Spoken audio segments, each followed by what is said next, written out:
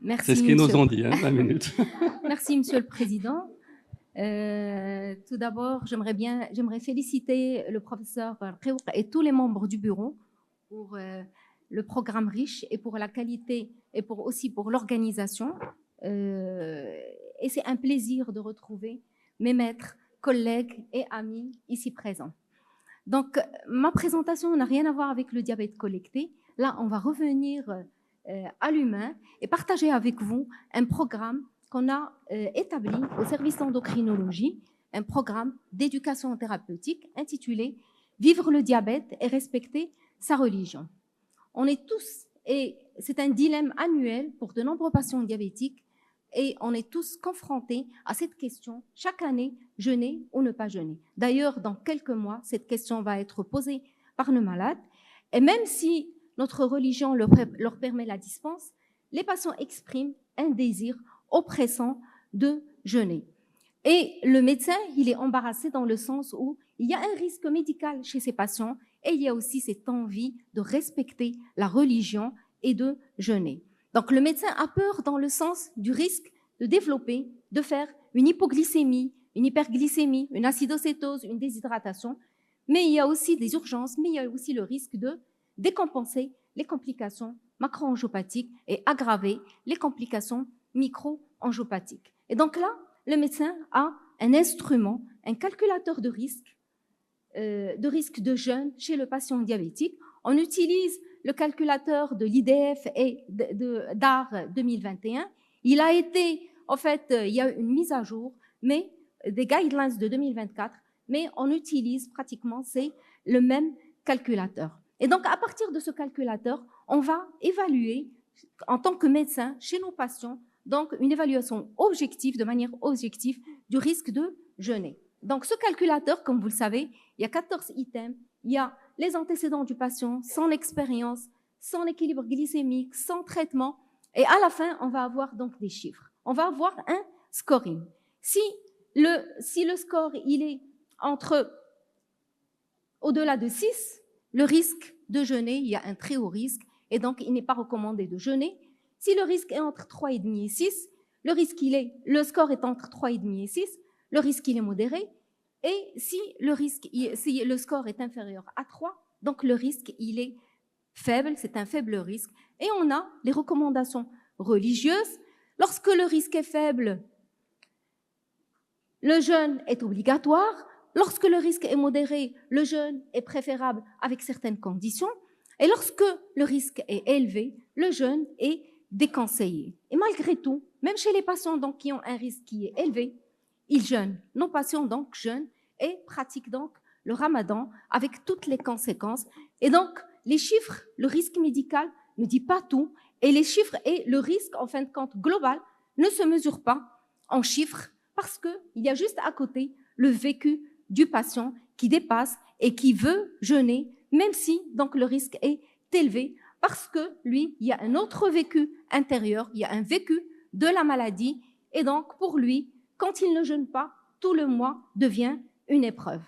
D'ailleurs, la majorité de nos patients diabétiques jeûnent, 80% des diabétiques de type 2 et 40% des diabétiques de type 1. Là, c'est une étude EPIDIAR de 2004, mais même dans les études récentes, en 2020, 80% des patients diabétiques de type 1 jeûnent plus de 15 jours, avec tous les risques, bien sûr, le risque d'hypoglycémie qui est retrouvé dans cette étude, le risque donc d'hyperglycémie, et même dans nos travaux, et je suis sûre que dans les différents CHU, il y a eu des travaux sur le mois de Ramadan et sur les complications aiguës du diabète, et on voit dans notre établissement, il y a des cétoses et il y a aussi des hyperglycémies, que ce soit des patients donc qui ont arrêté l'insuline, qui ont modifié le traitement avec un déséquilibre glycémique important et une variabilité glycémique importante. Des glycémies qui dépassent les 4 grammes en post-rupture du jeûne, iftar, et des glycémies donc, qui vont baisser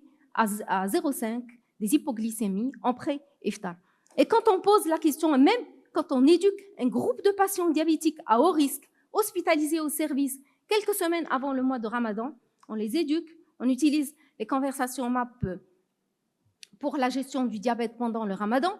Et donc là, même ces patients-là qui sont à haut risque, qui viennent d'être hospitalisés, donc la majorité d'entre eux jeûnent.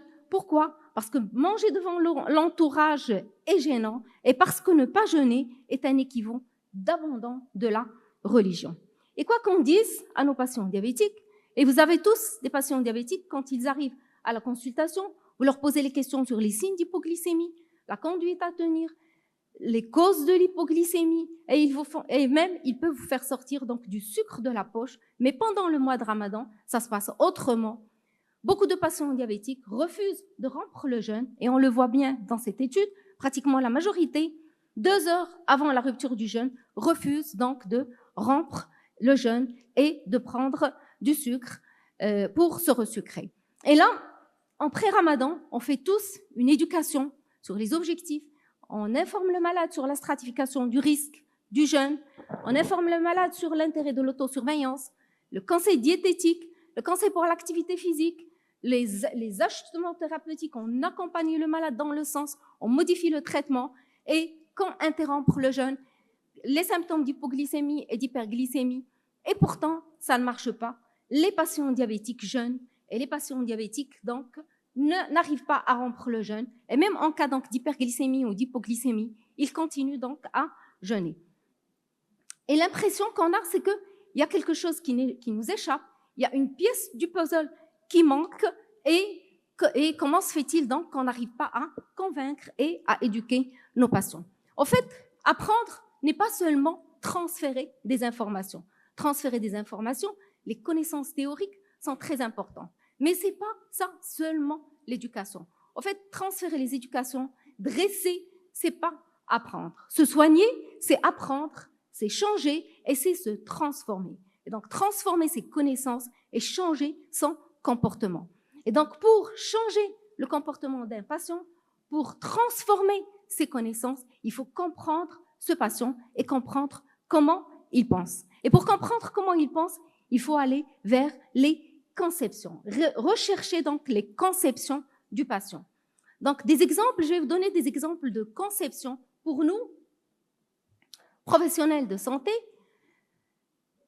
L'infarctus du myocarde se voit après 30 ans d'athérosclérose. Et pour le patient, tout se passait bien jusqu'au jour où il y a eu l'infarctus du myocarde, un accident aigu, un problème technique, et il y a eu cette réparation technique. L'artère a été débouchée, on a posé un stent, où l'artère a été remplacée et ça va reprendre. Donc si on continue comme ça, sans éducation thérapeutique et sans changement du comportement du patient, donc là, il va y avoir la récidive, l'infarctus, l'AVC et la gangrène des membres inférieurs. Donc, lever des conceptions est très important. Et il y a certaines conceptions qui sont même handicapantes. Par exemple, on ne progresse plus en vieillissant. Et là, cette image montre bien qu'un triathlète, dans cette coupe du quadriceps d'un triathlète âgé de 40 ans, et juste à côté, un triathlète âgé de 70 ans, et vous voyez que dans la coupe, il y a la même masse musculaire. Donc, alors qu'on peut croire qu'avec l'âge, ce n'est pas la peine de faire l'activité physique, avec l'âge, c'est même pas la peine donc de bouger, alors que pour quelqu'un qui est âgé de 74 ans et qui est sédentaire, vous voyez donc la masse grasse et vous voyez aussi la myotrophie de la masse musculaire. Et quand on voit un petit peu l'endurance, la force et la masse osseuse chez des patients donc qui sont inactifs en jaune, actifs en vert et entraînés en rouge, et je vous demande de regarder la courbe verte avec à la fin, et vous voyez avec en bas le seuil de passage vers l'handicap et la dépendance, et vous voyez en bas, lorsque un sujet actif commence à faire un entraînement à l'âge de 70 ans, il retarde la dépendance et le passage vers l'handicap de 10 ans. Donc c'est toujours possible. D'où l'intérêt de chercher ces conceptions et de tenir compte des conceptions qui sont au cœur de la relation, d'une grande relation donc de qualité. Et donc, il ne suffit pas d'expliquer pour que l'autre comprenne et fasse quelque chose. Non, il faut chercher ces conceptions-là, il faut les déconstruire, il faut déconstruire les conceptions et les reconstruire. Cette déconstruction, c'est pas à l'éducateur de la faire. Non, c'est pas ça. Voilà ce qu'il faut faire. C'est pas vrai. c'est le malade qui le fait, ça se fait seul, mais pas tout seul, accompagné avec un éducateur. Donc, on peut aider le patient, accompagner le patient à transformer ses connaissances. Et on dit que le docteur efficace apprend à regarder avec les lunettes de son patient. Ça veut dire quoi? Que nous, on est neutre et on va comprendre comment pense ce patient. On va rechercher ses contraintes, ses obstacles, ses conceptions pour pouvoir travailler avec lui et pour pouvoir l'accompagner pour modifier donc ses conceptions. Et donc, explorer les conceptions dans une attitude donc de non-jugement, c'est-à-dire que regarder avec les lunettes du malade, ça veut dire qu'il n'y a pas de jugement, c'est pas bien ce qu'il fait, il a tort, donc il n'y a pas de jugement et il n'y a pas d'interprétation. Il voulait dire ça? Non, il a dit ça, donc il n'y a pas d'interprétation et il n'y a pas de jugement. Et donc l'idée, c'est d'aller dans le domaine dans le monde de l'autre, c'est-à-dire connaître votre patient et comprendre comment il pense. Et donc c'est le parcours de l'ETP, de l'éducation thérapeutique, qui commence par rencontrer le patient et le comprendre. Donc dans cet entretien de compréhension, on va identifier la problématique. Après cette identification donc de la problématique, c'est quoi? Qu'est-ce qu'il y a comme souci? Pourquoi il a toutes les connaissances théoriques et ça ne marche pas? Donc après avoir identifié la problématique, on va définir les besoins d'apprentissage et les objectifs et par la suite, on va définir la méthodologie des ateliers, des simulations, des jeux de rôle, des vignettes, appeler des personnes étrangères et par la suite, on va évaluer les résultats. Et donc, l'idée, c'est d'explorer les différents domaines du patient. Le quotidien, les conceptions, les émotions, le rapport aux autres pour identifier la problématique à travers un entretien de compréhension. Et c'est ce qu'on avait fait avec des patients diabétiques de type 1 pour voir qu'est-ce qui se passe, pourquoi il y a ce jeûne qui pose un problème. Quand il jeûne, il y a des soucis et quand il ne jeûne pas, il y a aussi donc des soucis. Et donc, on a analysé cet entretien et on a analysé les verbatims et les dires des malades. On les a retranscrits pour essayer donc de rechercher les idées donc qui vont poser des problèmes chez ces patients. Et donc là, le premier souci et la première idée, c'est qu'il y a une culpabilité. Et donc les patients donc qui ne jeûnent pas perçoivent cette situation de non-jeûner comme une punition divine.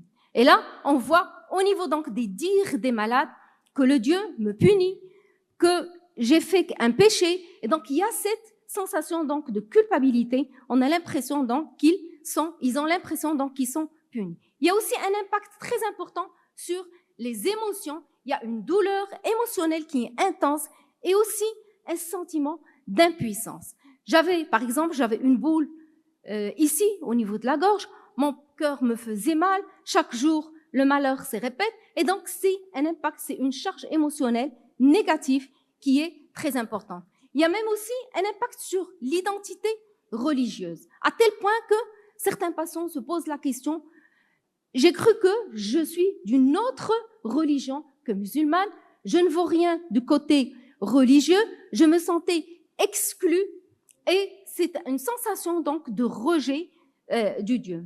Et donc il y a aussi le jugement des autres. Donc le jugement des autres, c'est la peur. Les patients se cachent, ils mangent en cachette, ils ont peur de la confrontation, ils évitent toute confrontation et ils disent qu'il y a une incompréhension de leurs décisions. Je ne peux pas boire de l'eau devant les autres. Les gens peuvent fumer, peuvent boire de l'alcool, mais le ramadan, c'est une ligne rouge. Même les gens qui ne prient pas peuvent jeûner. Et donc là, il y a ce sentiment aussi donc de jugement et des difficultés de communiquer avec l'entourage. Donc les patients préfèrent céder au jugement des autres et évitent d'affronter les autres et évitent d'expliquer leur situation. Il y a aussi cette réduction de la maladie. Donc c'est des gens qui ont un statut social, c'est des gens qui sont des étudiants, c'est des professionnels, c'est des gens qui ont un travail, une famille. Et donc là, pendant le mois de Ramadan, il y a un changement de leur situation et ils ont cette sensation d'infantilisation. Tout le monde s'occupe d'eux. Ils ont cette sensation de pitié. Oui, la pauvre, elle n'arrive pas à jeûner. Comme si je suis handicapée. Elle est tellement gentille, elle ne mérite pas. Et donc là, c'est des déductions à partir donc à partir des entretiens avec les patients et à partir de cet entretien éducationnel. Et donc, le diagnostic éducatif qu'on a retiré, c'est que le fait juste d'être diabétique de type 1, malgré leur statut social, malgré leur profession, donc malgré leur responsabilité, le fait d'être diabétique de type 1 pendant le mois de Ramadan, ils ont un sentiment d'être exclus de la société et de la communauté religieuse. Et ces patients-là, ils vivent le non-jeûne religieux comme une peine très lourde, avec une honte et une sensation de culpabilité. Et ils ont aussi, donc le troisième point, c'est qu'ils ont des difficultés à affronter et à discuter avec l'entourage. Et donc, ce qu'on peut retenir de la problématique, après avoir analysé la situation des patients diabétiques qui ne jeûnent pas, type 1, qui ne jeûnent pas pendant le mois de Ramadan, c'est qu'ils ont une double peine. La première, c'est qu'il y a un risque élevé de complications liées à leur maladie, qu'ils jeûnent ou pas. Et aussi, ils ont un profond malaise psychologique lié à leur exclusion des pratiques religieuses lorsqu'ils ne jeûnent pas. Et donc, c'est pour ça que, on a établi ce programme de formation et qu'on a appelé « Vivre le diabète et respecter sa religion » pour les diabétiques de type 1. Et donc, on s'est dit, quels sont les patients diabétiques qui vont bénéficier donc de ce programme? On va prendre ceux qui ne prennent pas des risques inutiles pour leur santé. On va prendre ceux qui sont capables d'interrompre le jeûne. Ou on va prendre tout simplement des patients qui sont motivés et qui ont accès aux insulines analogues. Et si on va faire un programme d'éducation thérapeutique, un programme de formation des patients, donc là, l'idée, c'est qu'ils aient des compétences à la fin de ce programme. Et c'est à eux de décider. Et donc, on a pris des patients qui sont sous schéma basal-bolus et qui souhaitent jeûner le mois de Ramadan, et des patients, bien sûr, à qui on a placé un capteur pour la surveillance plus facile des glycémies. Et donc, dans ce programme d'éducation thérapeutique, de formation des patients diabétiques de type 1, le but, c'est que ces patients-là, qu'il y ait une acquisition des compétences pour jeûner en sécurité ou ne pas jeûner sans culpabilité. C'est des patients diabétiques de type 1 qui souhaitent jeûner le Ramadan. C'est un suivi ambulatoire, un enseignement groupal avec des ressources médicaux, infirmières, et on a fait appel à l'imam. Donc, c'est une formation sur 3 semaines sous forme de 6 ateliers. Dans chaque atelier, il y a un objectif d'apprentissage, une méthodologie. Donc, il n'y a pas de cours, il n'y a pas de topo. On peut discuter autour d'une image. Et dans chaque atelier, il y a plusieurs séquences. Et donc, s'il y a une petite vidéo, ça va être une vidéo donc de 2 minutes. Et donc, un temps qui est un temps donc destiné pour chaque séquence. Et l'idée, c'est que dans cet atelier, il y a une bienveillance et il y a une empathie, ce qui permet aux malades, donc ce qui permet de retrouver ces obstacles, ces contraintes et ces douleurs que présentent les malades pour l'identifier, identifier et par la suite transformer, aider le patient à la transformer. Et il y a aussi les ressources, les expériences dans des situations difficiles qui constituent donc la résilience et qui constituent donc qui vont valoriser et augmenter ce sentiment de satisfaction chez les patients diabétiques. Le premier atelier, c'est un atelier qui est intitulé « Comprendre les effets du jeûne et le point de vue de la religion ». Et donc, dans cet atelier-là, en petit groupe, par exemple, on discute les bienfaits du jeûne. Et par la suite, donc, une vidéo, on va discuter autour donc de 2 minutes, on va discuter sur les modifications de la sécrétion d'insuline, de la glycémie, et par la suite, on adoptera donc identifier donc les risques. Et dans cet atelier-là, et on fait appel à un imam qui a été bien briefé avant, et donc les patients donc pourront donc discuter des effets des jeûnes. Et dans l'imam, il va y avoir donc une exploration en profondeur donc des textes religieux, avec une valorisation des croyances religieuses par une autorité religieuse, ce qui permet de rassurer les patients. Et donc l'idée, c'est que pour les patients, donc que la religion, elle est flexible, elle est souple face à la maladie, et que l'idée, c'est qu'ils puissent respecter le fait de rompre le jeûne dans certaines situations particulières. Là aussi, il y a un deuxième atelier qui est l'intégration de l'autosurveillance multiple, quotidienne, et savoir bien sûr les interpréter, avec donc des vignettes, des interprétations. Vous allez me dire que les patients diabétiques de type 1 savent déjà c'est quoi une hyperglycémie, une hypoglycémie. Mais parfois, il y a des difficultés à la mise en pratique et à l'adaptation au jeûne du mois de Ramadan. Comprendre pourquoi la glycémie augmente et pourquoi la glycémie baisse. On utilisera par exemple dans cet atelier donc il y a plusieurs séquences, l'utilisation de jeux de cartes, l'utilisation d'aliments factices et autres. Et il y a aussi un autre atelier sur comprendre l'impact du contenu du repas iftar sur la glycémie.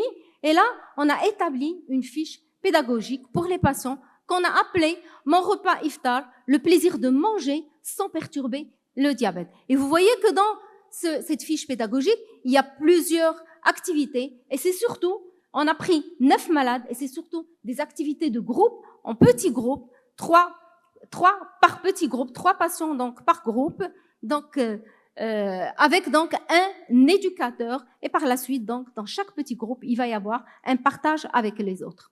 Et donc le dernier atelier, c'est un atelier où le patient va planifier, donc ça c'est une co-construction d'un plan personnel avec le patient. Et donc là, le patient va avoir une stratégie de gestion du jeûne du mois de Ramadan en valorisant ses compétences et en renforçant donc son adaptation à différentes situations. Donc c'est un atelier où l'objectif il n'est pas précis, c'est un atelier qui va répondre aux besoins du malade avec une présentation pour chaque malade donc de son plan d'action. Les résultats attendus donc de cette formation, c'est surtout pas le nombre de jours de jeûne accomplis, mais c'est essentiellement l'absence de prise de risque pour la santé des patients, la meilleure autonomie de gestion du traitement et de l'alimentation, la réduction des hypoglycémies et des hyperglycémies, et aussi le bien-être et la satisfaction spirituelle.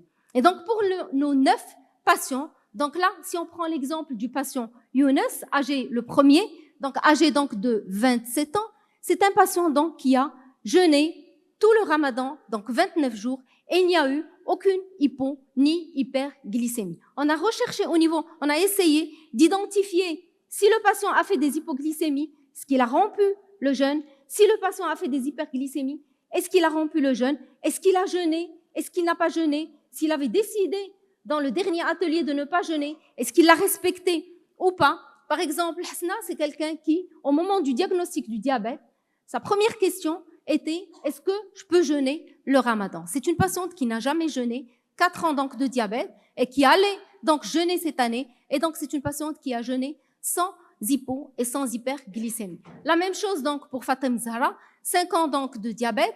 Donc, c'est une patiente qui a jeûné 22 jours sans problème. Et Hajar, donc là aussi, elle a jeûné donc 21 jours. Elle n'a pas jeûné 8 jours. Elle a fait 3 hypoglycémies. Elle a rompu le jeûne. La même chose donc pour Ibrahim, âgé de 24 ans, diabétique depuis 20 ans, et donc la suite. Et donc pour l'évaluation en post-Ramadan, donc il y a les indicateurs médicaux que vous avez vus. Il y a aussi une évaluation du vécu subjectif. Qu'est-ce qui a été difficile pendant le Ramadan? Qu'est-ce qui vous a aidé à vous sentir mieux? Et qu'est-ce que vous aimeriez changer avec une évaluation sur une échelle de 0 à 10 sur l'accompagnement, la satisfaction par rapport à l'accompagnement. Et donc, pour conclure, le vrai succès, c'est que le patient trouve la liberté de choisir. L'idée n'est pas d'encourager ou d'inciter les patients diabétiques de type 1 à jeûner, mais de leur offrir la liberté de choisir en leur fournissant les compétences nécessaires pour jeûner en sécurité ou pour ne pas jeûner sans culpabilité. L'idée, c'est de rendre le pouvoir au patient, lui fournir les compétences et pour que ça soit lui qui va prendre la décision. Je vous remercie.